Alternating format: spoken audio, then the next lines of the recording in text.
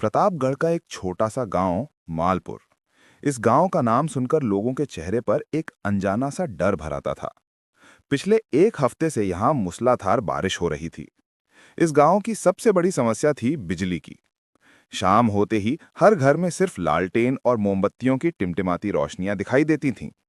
शाम का समय था और कुछ गांव वाले भोला की चाय की टपरी पर बैठे हुए थे। चाय की गर्माहट और दोस्तों की गपशप ने बारिश के ठंडे माहौल को खुशनुमा बना दिया था। उनकी हंसी के बीच आसमान में काले बादल और भी घने हो गए। तेज बिजली कड़कने लगी और बारिश की बूंदें मोटी हो गईं। तभी भीड़ से दयाल काका दिखाई दिए, जो बारिश में पूरी तरह भीगे हुए थे।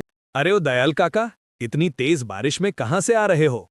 यहाँ आकर हमारे साथ बैठो, चाय पियो, नहीं तो इस बारिश में बीमार पड़ जाओगे। अरे बेटा, सब ठीक है। मैं तो शहर गया था एक जरूरी काम से, पर काम तो हुआ ही नहीं।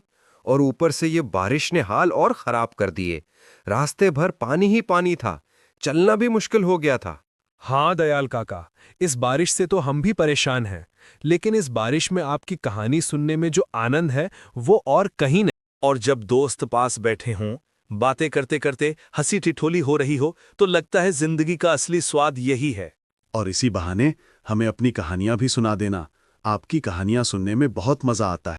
ठीक है, तुम लोग कहते हो तो रुक जाता हूं, पर याद रखना, मैं जो किस्से सुनाता हूं ना, वो महज कहानी नहीं, मेरे जीते जागते सच का हिस्सा है। ऐसा सच जिसे सुनकर रात को अकेले चलते वक्त तुम्हारी परछाई भी तुम्हें अजनबी लगेगी। काका मान लिया, सब सच है। अब तो आ जाओ। ठीक है, आज मैं तुम्हें एक ऐसी दास्तान सुनाने वाला हूं जो कुछ समय पहले मेरी अपनी आंखों के सामने घटी थी। भोला, मेरे लिए जरा कड़क चाय ले आ, आज रात नींद नहीं आएगी।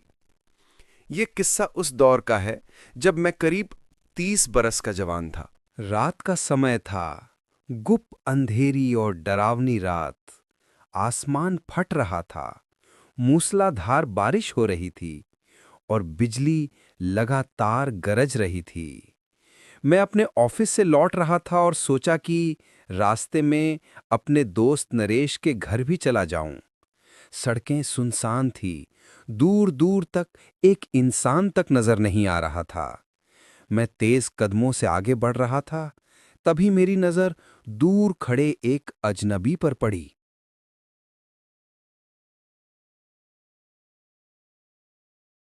मैं उसके पास गया और पूछा, भाई इतनी बारिश में यहाँ क्यों खड़े हो?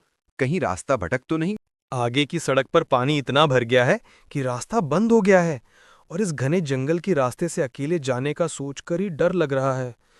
वैसे तुम कहाँ जा रहे हो? मैं अपने दोस्त नरेश के घर जा रहा हूं। अरे नरेश, हाँ, मैं उसके घर को जानता हूँ। वहां तक जाने के दो रास्ते हैं, एक सीधा और दूसरा जो जंगल से होकर जाता है। सीधा रास्ता तो पानी में डूब चुका है, अब बस जंगल वाला रास्ता बचा है।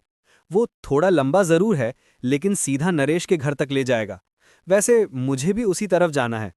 अगर हम दोनों साथ चलेंगे तो शायद इतना डर नहीं लगेगा। उसकी बातों में कुछ ऐसा था कि मैंने उसकी बात मान ली। हम दोनों जंगल के रास्ते पर चल पड़े। चारों तरफ घना जंगल था और जानवरों के गुर्राने की आवाजें गूंज रही थीं। मुझे डर तो लग रहा था। तेज बारिश, जंगली जानवरों की आवाजें और एक अनजान अंधेरा, सब कुछ बहुत ही अजीब लग रहा था और मैं कुछ कर नहीं सकता था। मैं बस ये सोचकर उसके पीछे चल रहा था कि शायद वो मुझे सही सलामत मेरी मंजिल तक पहुंचा दे। बारिश अब और भी भयानक हो रही है। हवा की साथ साथ बारिश की बूंदें भी तेज हो रही हैं। वो व्यक्ति अचानक रुक गया और मुझसे